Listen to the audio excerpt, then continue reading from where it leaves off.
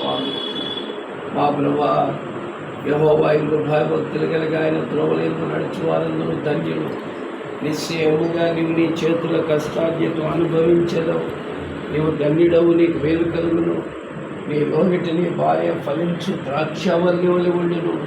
నీ భోజన బల్ల చుట్టూ నీ పిల్లలు ఒలీవ మొక్కల వలె ఉండును అని మీరు సెలవిచ్చారు కదా మా తండ్రి.